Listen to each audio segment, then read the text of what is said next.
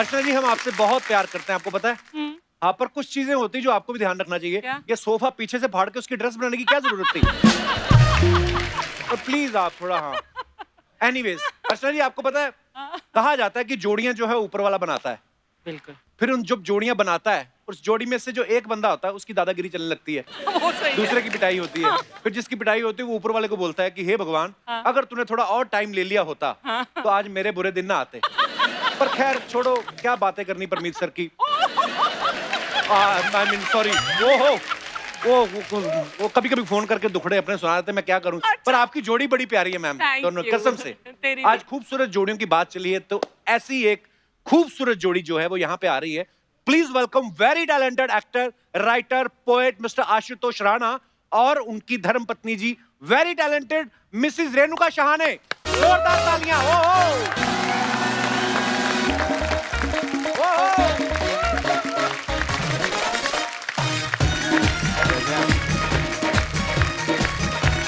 Sir नमस्कार, ma'am नमस्कार। जोरदार तालियां आशुतोष सर के लिए और रेणुका मैम के लिए। सर मैम, आपका बहुत बहुत स्वागत है। आप दोनों बड़े प्यारे लग रहे हैं साथ में। बहुत बहुत धन्यवाद कपिल। आशुतोष सर तो पहले भी हमारे शो पे आ चुके हैं। ये तीसरी बार है। तीसरी बार। वाह, मैं बड़ा गिनते भी आप। भाग्यशाली हूँ।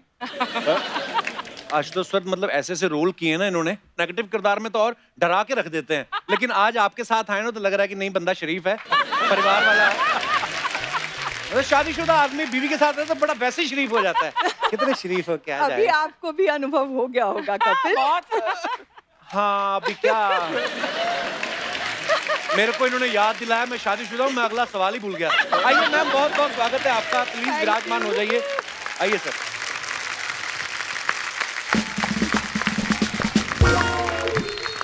मैम, आज आपको देख के ना बड़ी खुशी हो रही है, मतलब सर को देख के भी खुशी हो रही है, पर सर से मुलाकात होती रहती है, आपसे आज पहली बार मुलाकात हो रही है। जी, मतलब मैं सोच रहा हूँ सुरभि जब आता था दूरदर्शन पे, 30 साल हो गए तकरीबन उस बात को। जी। और हम आपके हैं कौन में जब हमने आपको देखा 26 साल हो गए। और इतनी प्यारी स्माइल है ना आपकी, कसम से। आज भी अगर किसी को पता ना हो कि आपकी शादी हो चुकी, बंदा प्रपोज कर दे आपको। नहीं, मैं इतनी प्यारी हैं आप। फिर आपको ऐसा बंदा कैसे पसंद आया जो साड़ी पहन के कर रहा था? मतलब सर, एक तो मेरे पास बिठा दिया। नहीं, कई लोगों को ऐसे लगता है कि हमारे घर में जैसे मैं चाय लेके जाती हूँ तो ये उठते ही साथ ये तो ना सर का जो है टैलेंट है। नहीं तो आप अगर वैसे आशुतोष सर को देखो तो बड़ा धार्मिक सा फेस है, प्यारा फेस है, स्माइलिंग फेस है, लेकिन किरदार ऐसे ऐसे करते हैं ना आप, मतलब बंदा डर जाता है। अगर आपको पर्सनली ना मिला हो तो वैसे कोई कहे कि ये वही आदमी जो ऐसे, तो आदमी इनकी बिल्डिंग में घर ना ले। तो मैम, हमारे दर्शकों को थोड़ा क्लियर कर दीजिए कि आशुतोष सर हैं कैसे? बिल्कुल शरीफ हैं, बिल्कुल थोड़े खूंखार हैं, या जैसे पति होते हैं? नहीं, जिसके सामने खूंखार होना चाहिए उसके सामने खूंखार है। और जिसके सामने प्यार से पेश आना है उसके सामने बहुत ही प्यारे हैं। मतलब आपको छोड़ के बाकी सबके सामने खूंखार ही हैं फिर ये? नहीं, मैं इसमें एक बात ये कहना चाहूंगा कि चूंकि मैं भोले शंकर का भक्त हूँ। अरे वाह वाह, सेम हियर सर। मैं भोला भी हूँ और भाला भी हूँ। वाह। आज आपको देख के ना मेरे को सर इतनी, क्योंकि मैं सुरभि बहुत देखता था मैम, कुछ ज्ञान मिला, बहुत ज्ञान मिला। वो मतलब एक बार तो आपने हमारी यूनिवर्सिटी की फोटो दिखाई थी, गुरु नानक देव यूनिवर्सिटी अमृतसर, और हम लोग इसी बात में बड़े खुश कि हमारी यूनिवर्सिटी की पिक्चर आई है उस शो में। और मैंने देखा उसमें लोग बड़ी चिट्ठियां लिखते थे आपको। बिल्कुल। और मुझे लगता है आप और सिद्धार्थ सर करते थे वो शो होस्ट, तो ज्यादातर चिट्ठियां तो आप ही को लिखते होंगे, सिद्धार्थ जी को तो कोई बेचारा सिद्धार्थ। मैं एक ऐसी चिट्ठी भी आई थी। अच्छा जी। एक मेरे फैन थे जो हर हफ्ते चिट्ठी लिखा करते थे। अच्छा जी। और एक वक्त था जब उनको पढ़ाई के लिए कनाडा जाना था। अच्छा जी। तो उन्होंने मुझे चिट्ठी लिखी कि सावधान रेणुका जी, सिद्धार्थ जी से सावधान रहिए। अच्छा। मैं वापस आऊंगा कनाडा से। आशुतोष सर इतना अच्छा लिखते हैं, इन्होंने कभी आपको चिट्ठी नहीं लिखी कोई? चिट्ठी तो नहीं, लेकिन सारी चीजें जो वो लिखते हैं उनकी पहली श्रोता मैं ही हूँ। अच्छा, तो आप पास करती हैं, अगर आपने हाँ कर दिया तो पास है, नहीं तो नहीं, ऐसा? करेक्ट। बिल्कुल सर। ऐसा मतलब मैडम के साथ प्यार ज्यादा है कि आपको अपने आप पे एतबार नहीं है? नहीं, इसमें मैं ये कहूंगा कि मुझे इनकी बुद्धि के ऊपर भरोसा ज्यादा है। वाह स्मार्ट मैन। क्योंकि इतनी बुद्धिमान है, देखिए उन्होंने कितना अच्छा पति ढूंढा, ये कहना चाहते हैं आप? पर वैसे सर आपकी मुलाकात कैसे हुई थी रेणुका मैम से? एक हम शो करने वाले थे टेलीविजन के ऊपर, दुश्मन आके रिलीज हुई थी। अच्छा जी। और हमारी एक दोस्त थी राजेश्वरी सचदेव, एक्ट्रेस हैं, जी जी जी और तेजस्विनी कोल्हापुरे। जी। तो एक फिल्म बनी थी जयते, हंसल मेहता की पहली फिल्म थी। अच्छा जी। तो उसका ट्रायल था, प्रीव्यू था सुमित थिएटर में। तो हंसल ने हमें बुलाया, तो हमने राजेश्वरी और तेजस्विनी से कहा यार मैं अकेला नहीं जाना चाहता हूँ, तुम अच्छा चलोगी? उन्होंने कहा चलते हैं। तो हम वहाँ गए, तो राजेश्वरी और रेणुका जी बहुत अच्छी दोस्त थी, अच्छा जी। और मैं रेणुका जी का प्रशंसक था। मेरी एक दोस्त हैं शंपा शाह, अच्छा जी। भोपाल में रहती हैं, सिरेमिक आर्टिस्ट हैं। जब मैं मुंबई आया तो उन्होंने मुझे एक चिट्ठी लिख के भेजा कि आशुतोष, एक लड़की है रेणुका, कमाल की बारीक अभिनेत्री है और वाह बारीक काम करती है, तुम उसका काम देखना। अच्छा जी। तो हम देखते थे, सैलाब उस समय आ रहा था, आता था, और फिर इनकी हम आपके हैं कौन भी आ गई थी। जी। तो मैं इनके काम से मुतासिर था और बड़ा प्रभावित था, और मैं ये जानता था कि ये ब्रिलियंट अभिनेत्री हैं। तो जब इनसे मुलाकात हुई तो हम दोनों तकरीबन आधा घंटे तक आपस में बात करते रहे, और काफ़ी हमारे विचार मिल रहे थे। तो बाहर निकले जब हम रात में, उस दिन इतवार था, तो मैंने इनसे कहा कि आप कहाँ रहती हैं? तो बोली मैं दादर रहती हूँ। अच्छा। मैंने कहा चलिए मैं आपको, आप कैसे जाएंगे? बोले मैं टैक्सी से जाऊंगी। अच्छा। मैंने कहा आपके पास कार नहीं है? बोले नहीं, इतवार होता है और इतवार पे हम अपने स्टाफ को भी छुट्टी देते हैं, How वाह sweet. क्या बात और है, बहुत अच्छी बात है। और मैं चलाना नहीं जानती हूँ। तो हमने इनसे कहा कि मैं आपको छोड़ दूँ? तो इन्होंने हमसे कहा कि आप कहाँ रहते हैं? मैंने कहा मैं चेंबूर रहता हूँ। अच्छा। तो बोले मैं मुंबई में पली बड़ी हूँ, जन्म मेरा यहाँ पर हुआ है, और मैंने आज तक कोई ऐसा रास्ता नहीं देखा जुहू से जो वाया दादर चेंबूर जाता हो। तो आप बिल्कुल परेशान ना हो, आप अपने रास्ते जाइए, मेरी आदत है, और मैं चली जाऊंगी। और उसके बाद फिर रवि राय एक सीरियल हम लोगों के साथ करने वाले थे, तो रवि राय ने हमें बुलाया। तो हमने रवि से कहा दशहरा के दिन कि यार मुझे रेणुका जी का नंबर दीजिए, मैं उनको विश करना चाहता हूँ। दशहरा के दिन? दशहरा के दिन। विश तो आप वैलेंटाइन पे करना चाहते हो, इंतजार नहीं हुआ, दशहरे पे कर दिया आपने। हाँ, क्योंकि अब ये सितंबर की बात है, अक्टूबर में दशहरा पड़ रहा था, हाँ। और हमने कहा ये विजयदशमी का पर्व है, वैसे भी नौ दुर्गा का, तो जी। नौ दुर्गा को अगर आपको जीतना हो तो हाँ। इससे उत्तम अवसर दूसरा नहीं है। तो क्योंकि तो रवि ने हमसे कहा कि देखो भैया आशुतोष, कि रात 10 बजे के बाद वो कोई फोन उठाती नहीं है, दूसरा अनजान फोन वो उठाती नहीं है, अच्छा जी। तीसरा उनके यहाँ आंसरिंग मशीन बजेगी, आप उसमें अपना नाम नंबर सब छोड़ना पड़ेगा, अगर आपने नहीं छोड़ा तो आप ब्लैक लिस्टेड हो जाएंगे, अच्छा जी। तो आप ये ध्यान रखिएगा। मैंने कहा यार ये ऐसी कौन सी, मतलब कोई हम ऐसे हमसे विश करना चाहते हैं? बोले नहीं, मैं तुमको सिर्फ उनके प्रोटोकॉल बता रहा हूँ। अच्छा जी। मैं भी रात 9 बजे के बाद कभी उनको फोन नहीं कर सकता, और वो उनकी मर्जी है कि वो उठाएं या ना उठाएं। वाह। मैंने कहा ठीक है भाई। मैंने इनको फोन किया एज यूजुअल, जो रवि ने मुझसे कहा था, आंसरिंग मशीन बजी, हमने उस पर अपना पता छोड़ा कि भाई मैं आशुतोष राणा बोल रहा हूँ और आपको दशहरा की बहुत सारी शुभकामनाएं, और अपना नंबर नहीं छोड़ा। हमने अच्छा। कहा हम क्यों छोड़ें? देखिए, नंबर fans- छोड़ने का मतलब ये होता है कि आप जबरदस्ती किसी को कर रहे हैं कि आप मुझे कॉल बैक करें। मैंने कहा अगर इनको करना होगा तो जैसे हमने पता किया है वैसे ये ढूंढ लेंगे। हाँ। तो अगले दिन जब मैं पहुंचा तो हमारी बहन ने बताया कि रेणुका शाहणे का फोन आया था, तुमने विश किया होगा उनको। तो उन्होंने कहा है कि भाई राणा जी को बोल दीजिएगा कि बहुत बहुत धन्यवाद और मेरी तरफ से भी शुभकामनाएं। अच्छा। मैंने कहा बहुत अच्छा।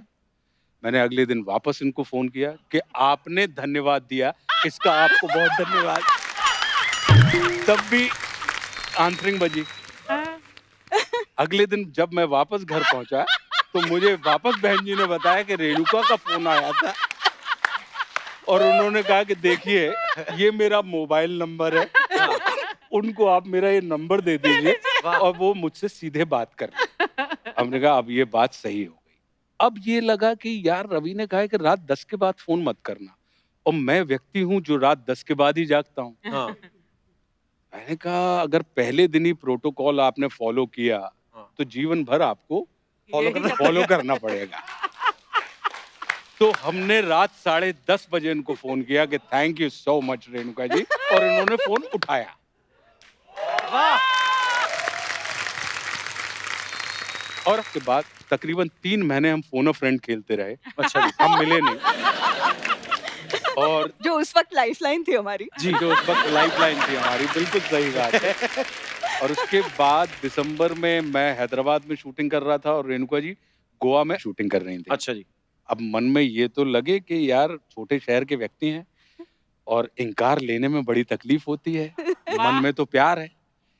तो मैंने कहा कैसे, अच्छा रेणुका जी और हमारे बीच में जमीन आसमान का अंतर है।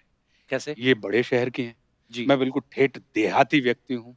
ये इनको प्रोज पसंद है, हाँ। मुझे कविताएं पसंद हुआ करती थी। तो इनको मैंने कविता सुनाई अच्छा। रेणुका जी को, और वो कविता प्रश्नवाचक कविता थी। मैंने कहा इस कविता में अगर ये जवाब मिल गया वाह। तो मतलब कविता की कविता है, बात की बात है, और जवाब अगर मिल गया तो ठीक है, और नहीं मिला तो इसमें कोई इनकार की बात नहीं है। मैंने उनको जो कविता सुनाई वो ये थी कि प्रिय लिखकर नीचे लिख दूं नाम तुम्हारा, वाह। और कुछ जगह बीच में छोड़ नीचे लिख दूं सदा तुम्हारा। वाह। लिखा बीच में क्या ये तुमको पढ़ना है, वाह। वाह। कागज पर मन की भाषा का अर्थ समझना है, वाह। और जो भी अर्थ निकालोगी तुम वो मुझको स्वीकार। झुके नयन, मौन अधर या कोरा कागज, अर्थ सभी का प्यार। वाह। क्या बात। तो रेणुका जी ने अब एक पॉज लिया और मुझसे कहा कि Rana ji, I think I am in love with you. वाह। तो मन में तो अपार प्रसन्नता हुई कपिल, लेकिन देहाती नुस्खा ये कहता है कि व्यक्त नहीं करना चाहिए, उसको बहुत जज्ब करना चाहिए। तो मैंने बिल्कुल अपने आप को जज्ब किया और मैंने कहा कि थैंक यू, आप लौट के आइए फिर इस विषय पर बात करें। वाह सर, क्या बात है। फिर जो लौटी तो बस तब से अभी लौट तक नहीं हम पाई हैं। तब से लौट नहीं पाए। बड़े इन्हीं गुन्ने की हो आशिक गए। निकले सर आप। बात सर। ये कपिल क्या बात एक्चुअली ये ना इनकी आदत ऐसी है कि जलेबी की तरह वो बोलते रहते हैं। बहुत मीठा, बहुत मीठा। हम्म। और मेरी ऐसी आदत है कि मैं फटाक से जो मन में है ऑनेस्टली बोल देती हूँ। थोड़ा सा महाराष्ट्रन इन्फ्लुएंस है जी वो। जी। पर यही होता है सर, वे तो ऐसे थोड़ी ना कहते हैं कि ऊपर वाला जोड़ियां बना के भेजता है। जी। आप कहाँ जन्म हुआ, इनका कहाँ जन्म हुआ, कैसे मिले, फिल्म देखने आप गए थे, पीछे ही पड़ गए आप। होता है ना। नहीं, लेकिन अच्छा, कितना और अच्छा हुआ। इनकी मतलब इनकी जो इंट्रोडक्शन हुई तो ये आशुतोष राणा है, ये अभी अभी दुश्मन में आए हैं और मैंने दुश्मन देखी नहीं थी। अच्छा। Thank God. अगर देखती तो शायद कुछ मन बनता ना, डर लगता इनसे। इन्होंने बड़ा डराया था उसमें काजल हाँ, और संजय बहुत दत्त को। डराया था। तो लकीली मैंने देखी नहीं थी, तो मैंने ऐसे ही कहा कि हाँ हाँ होंगे, मतलब आशुतोष राणा। मैंने उनका काम ही नहीं देखा था। तो डायरेक्टली हम जब डेट करने लगे ना, तब पहली शूट इनकी जो मैंने देखी वो संघर्ष थी। अच्छा, Wow. बड़ी बड़ी Oh खूबसूरत my पिक्चर God. थी। क्या बात है। और वो उस वक्त वो कह रहे थे कि मैं इंसान नहीं हूँ। मैंने कहा क्या? वाह। What क्या a love बात है। story है। What a beautiful romance and love story. बहुत यूनिक है। Thank बहुत you. यूनिक। हाँ, और एक इनकी स्टोरी है, हाथ मरोड़ के शादी की पति का। आज तक उनके यहाँ पे कूनी का निशान है परमीत सर के। अरे सीरियसली, वो कहती कुछ भी बता दो, सीरियस अपार्ट, नोट अब जोक। किसी और की पीठ पर मेरी कोहनी का निशान होने वाला है फिर बहुत जल्दी। हम मेरे लिखा भी था, पंडित ने कहा था तेरी मौत किसी औरत के हाथों होगी।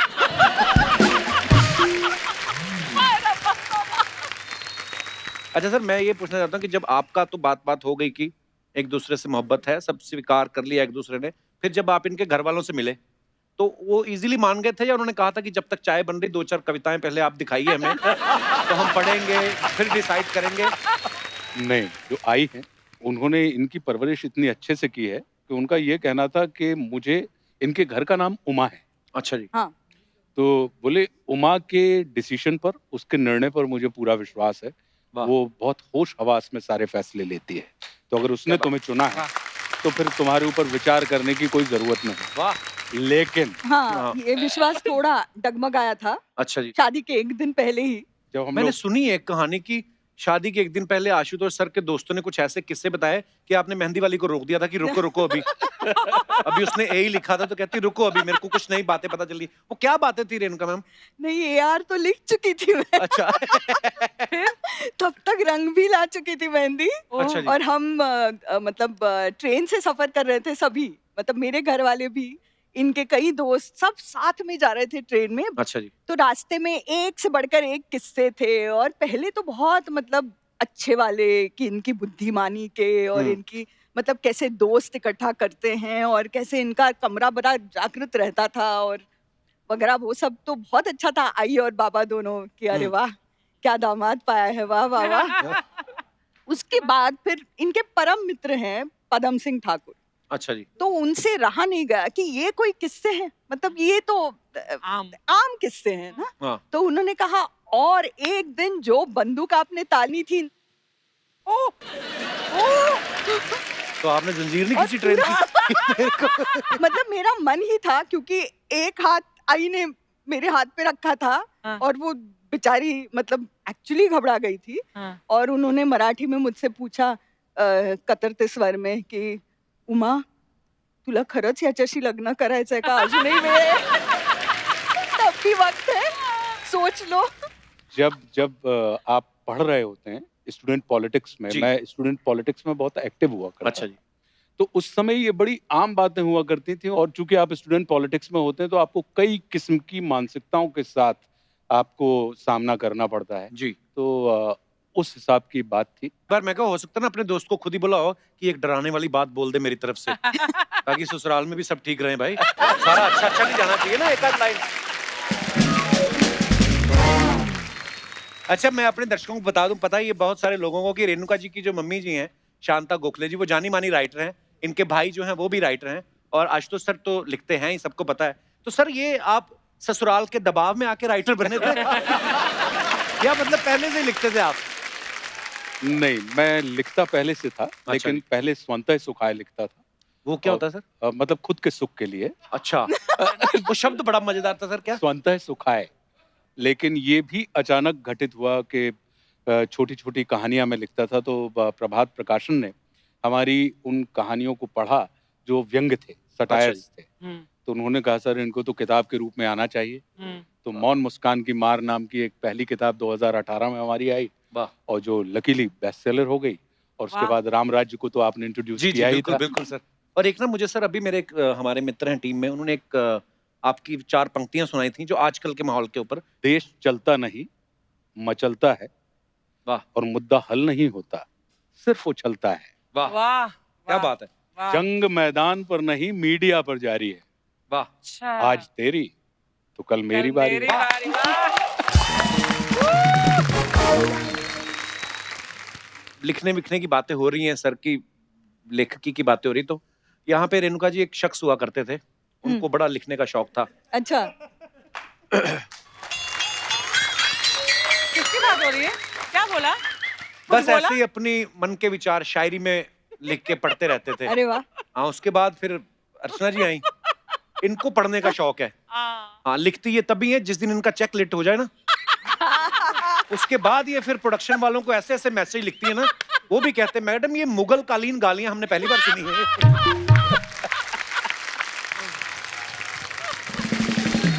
अच्छा आशुतोष सर, आजकल तो ना गवर्नमेंट ने फिक्स कर दिया लॉकडाउन के चलते ना कि शादी में 50 से ज्यादा लोग नहीं जा सकते, लेकिन हमने आपका एक किस्सा सुना कि जब आप रेणुका जी को ब्याह के अपने गांव गए तो हजारों की भीड़ इकट्ठा हो गई थी।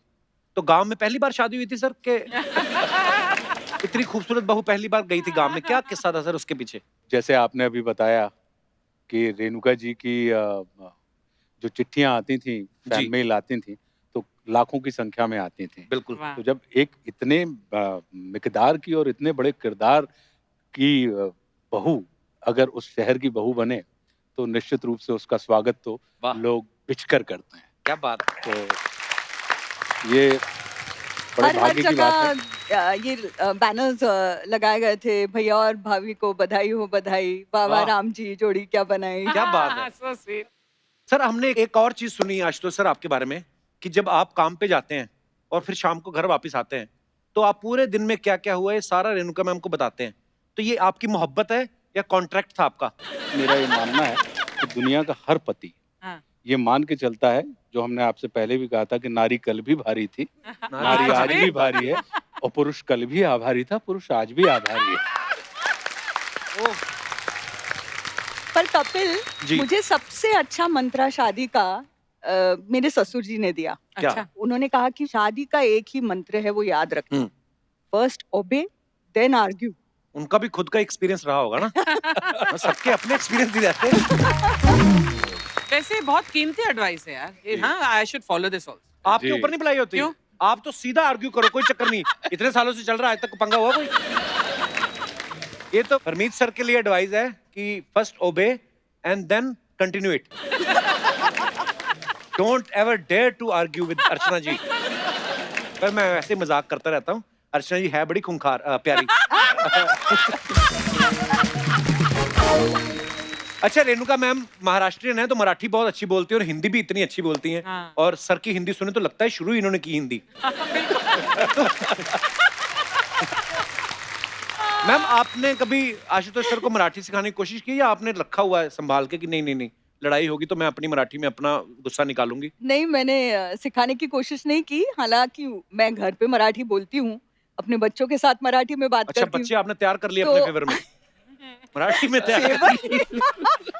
तो इनको थोड़ी थोड़ी आती है, बहुत ज्यादा नहीं सिखा पाई हूँ मैं, क्योंकि मैं टीचर बड़ी अच्छी नहीं हूँ, ऐसा मुझे लगने लगा है अब। पर ये बहुत अच्छे स्टूडेंट हैं, ये सीख गए हैं कि जितना अपने काम का उतना समझ जाओ, जो नहीं है बोलो माला समझला नहीं।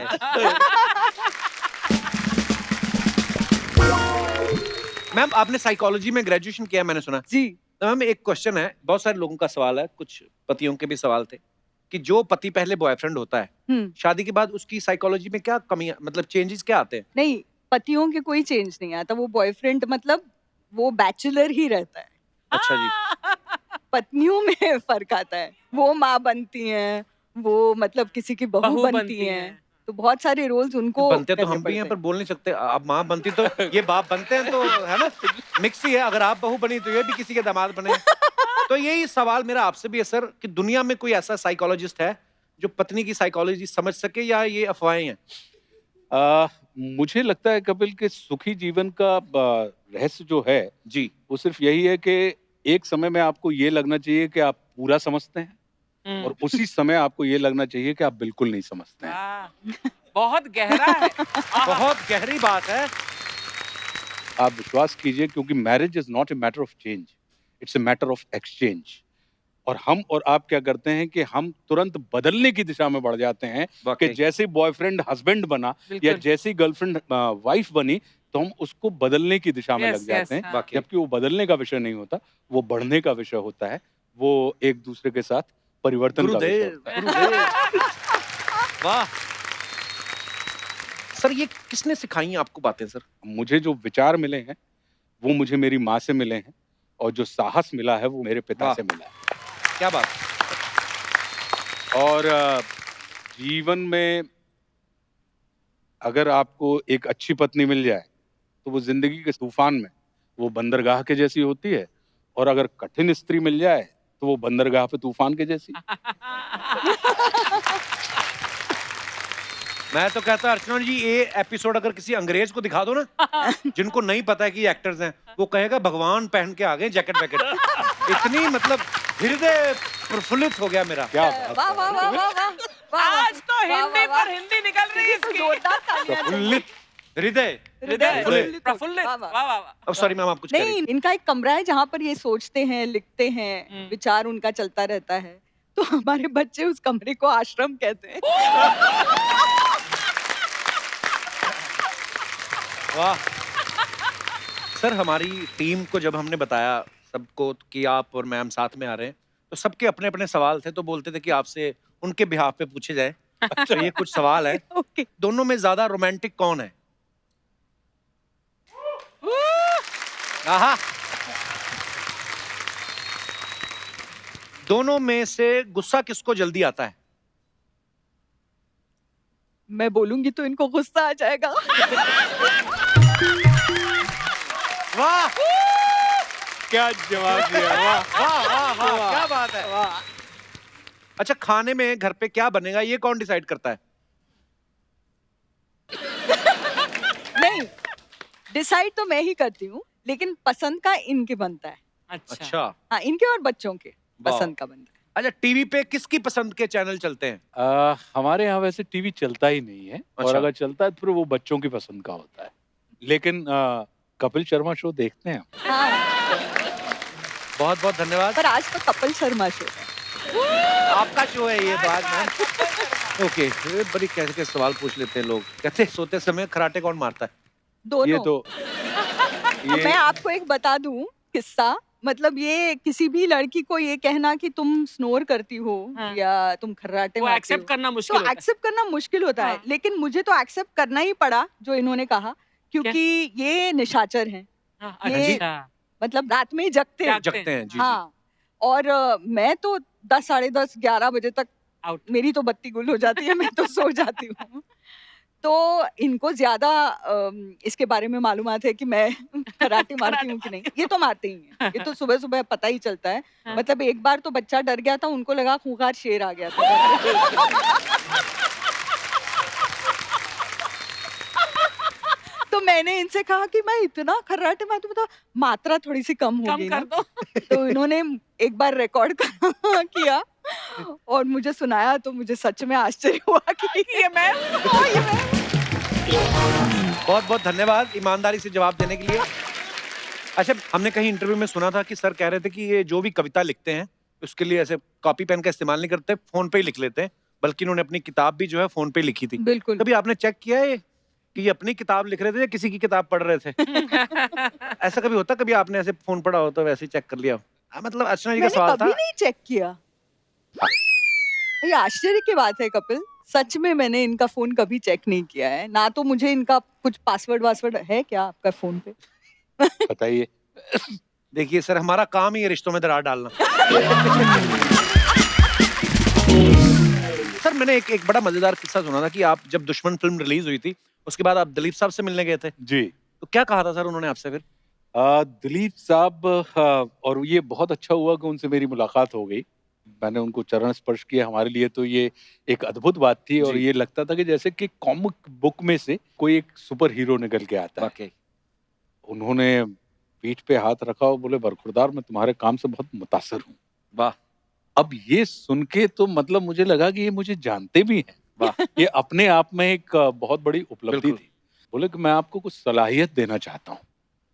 बोले कि एक तरफ आइए, और ले गए मुझे, और मुझसे कहते हैं कि बरखुरदार, याद रखना कि चाहे तुम हो या मैं, हम सब खिलौने बेचने वाले लोग हैं। वाह। और हम सब की टोकरी में एक निश्चित संख्या के खिलौने हैं। तो अब ये तुम्हारे ऊपर निर्भर करता है कि तुम अपने खिलौनों को 5 साल में बेच दो, या तुम अपने खिलौनों को 50 साल तक बहुत क्या बेचते बात रहो। है, वाह। खूब। बोले, मैं दिलीप कुमार हूं, और मुझे फिल्मों में 50 साल हो गए, और मैंने अभी तक मात्र 55 फिल्में की हैं। वाह, क्या बात है। तो बोले, ये याद से और बहुत खबर से अपने खिलौनों को धीरे धीरे बेचना। वाह। तुम लंबे जाओगे, क्योंकि महत्व इस बात का है कि दुकान कितने समय तक खुली रहती वाह। है। बोले, the biggest power is not wanting power. वाह। जब तुम्हारे अंदर टेबल पर पैसा देखकर फिल्म इनकार करने का रुतबा आ जाए, तो समझना कि तुम बहुत वाह पावरफुल वाह, क्या बात है। तो सर ऐसा होता है कभी कभी अफवाहें बड़ी उड़ती हैं। जी। तो कुछ अफवाहें आई हैं सर। अब जो देखिए, जो चीज मैं उठा के पढ़ता हूँ इसका मतलब वो मेरी नहीं है, वो जनता की तरफ से आई है, हाँ। और इनको हम प्यार से जनता कहते हैं। मेरे तो कंधे से बहुत अफवाहें मजबूत ये है। हैं, आशुतोष सर ने एक फिल्म में साड़ी पहनी थी जो बड़ी यादगार कैरेक्टर है। तो अफवाह ये है कि रेणुका मैम से भी जल्दी साड़ी आशुतोष सर पहन लेते हैं। तो इज इट ट्रू और rumour? I don't think so. नहीं, इट इज ट्रू। मैं Really? इसलिए इसको सत्य मानती हूँ, क्योंकि हम कैसे दिख रहे हैं साड़ी में, इसको सवारने में हमको टाइम लगता है। हाँ। इनको कोई पड़ी नहीं होती है कि मैं कैसे दिख रहा हूँ। कैसे नहीं? रेणुका मैम, आपके बारे में ये अफवाह है कि जब आप टीवी सीरियल सर्कस कर रही थी शाहरुख खान साहब के साथ, तो अफवाह ये थी कि जब प्रोड्यूसर थोड़ा सा चेक लेट कर देता था तो आप हिंदी सीरियल में जानबूझ के मराठी बोलने लगती थी। ये सच है कि अफवाह है? मैं कई बार जिस तरह की हिंदी बोलती थी लोगों को लगता था मराठी है। वो जैसे हम पंजाबी लोग जब, अब तो फिर भी काफी सुधार हो गया, नहीं हमारी हिंदी ऐसी लगती थी कि पंजाबी बोल रहे हैं हम लोग। नहीं, पर एक शाहरुख जी का ही किस्सा है सर्कस का, अच्छा। जो मैं शेयर करना चाहूंगी यहाँ Please. पर, कि क्या होता था कि अजीज मिर्जा जो हमारे डायरेक्टर साहब थे, जो मेरे मेंटर हैं, तो उन्होंने मुझसे हमेशा कहा कि रेणुका आप ना हिंदी पढ़ा करो और मराठी का जो लहजा आता है आपकी बातों जी। में वो चला जाएगा और आपको हिंदी में काम करना है। तो मुझे सटीक लगता था। तो हमारे साथ रेखा सहाय जो हाँ। एक्ट्रेस थी, चेची का रोल करती थी, तो उनको बड़ा बुरा लगा। उन्होंने कहा कि भाई शाहरुख खान की पंजाबी एक्सेंट है, उनको आप कभी कहते नहीं हो, हाँ। और इनकी तो मराठी ज्यादा शुद्ध हिंदी बोलती हैं बनिस्बत शाहरुख खान के, तो आप उनको क्यों नहीं बोलते? तो अजीज अंकल को लगा नहीं भाई हमारे यहाँ तो इक्वालिटी है, होनी चाहिए। तो उन्होंने शाहरुख से भी कहा कि ये जो आराम से कहते हो वो आराम से नहीं है, आराम से है। नाराज जो कहते हो नाराज नहीं है, नाराज है। तो एक सीन में उसको मुझे फॉलो करना था, हमारी कुछ अनबन हो गई थी, तो मेरा किरदार मरिया, और उसको मुझे कहना था कि मरिया तुम मुझसे नाराज मत हो। हाँ, तो चूंकि उसको डांट पड़ी थी नाराज के बारे में, तो बेचारा वो ये कर रहा था मन में कि नाराज नहीं नाराज, नाराज नहीं नाराज, नाराज नहीं नाराज। अच्छा, उस समय भी उनको देखने के लिए 20-20 हजार की भीड़ इकट्ठा होती बहुत थी। पॉपुलर सीरियल हाँ, था, जी, जी। रत्नागिरी में। तो हम शूटिंग कर रहे थे और मैं चर्च से बाहर निकलती हूँ और बहुत लंबा वॉक लेके उन तक पहुंचती हूँ, और उसके बाद उसको ये लाइन कहनी थी कि मरिया तुम मुझसे नाराज मत हो। तो चूंकि इतना उन्होंने रट लिया था कि नाराज नहीं नाराज, नाराज नहीं नाराज, तो जब मैं वहां पर पहुंची सारे लोग देख रहे थे अब शाहरुख खान डायलॉग बोलेगा, उन्होंने कहा मरिया मैं अनार हूँ।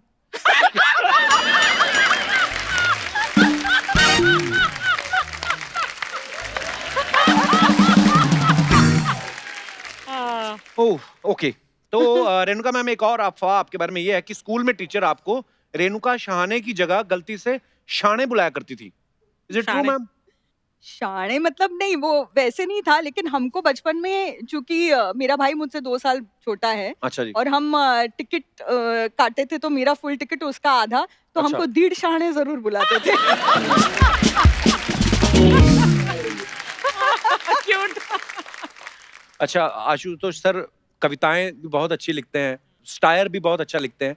अभी हाल ही में आशुतोष सर की जो बुक है राम राज्य, सर वो प्लीज उसके बारे में हमारे दर्शकों को कुछ बताएं कि उसमें क्या है राम राज्य बुक में? राम राज्य जो किताब है वो अभी तक हमने जितना भी पढ़ा है, हम ये मान के चलते हैं कि भगवान राम के चरित्र को पढ़ा है। जी। लेकिन ये राम राज्य जो है वो मर्यादा पुरुषोत्तम के जीवन दर्शन के ऊपर है। अच्छा जी। अक्सर ये माना जाता है कि अगर परमात्मा राम ईश्वर हैं, तो ईश्वर का सानिध्य किसी भी अपूर्ण व्यक्ति को पूर्ण करता है। बिल्कुल। लेकिन मेरे सामने ये प्रश्न खड़ा होता था कि ऐसा कैसे हो सकता है कि भगवान राम के संपर्क में आने के बाद कोई शूर्पणखा के नाक कान काट दिए जाते हैं, उसे अपूर्ण कर दिया जाता है। तो कहीं ऐसा तो नहीं कि कोई और बात हो और हमने किसी और चीज को समझ लिया हो, जी। जबकि सिर्फ इसलिए कि उसने अपनी वासना को ईश्वर के सामने रखा।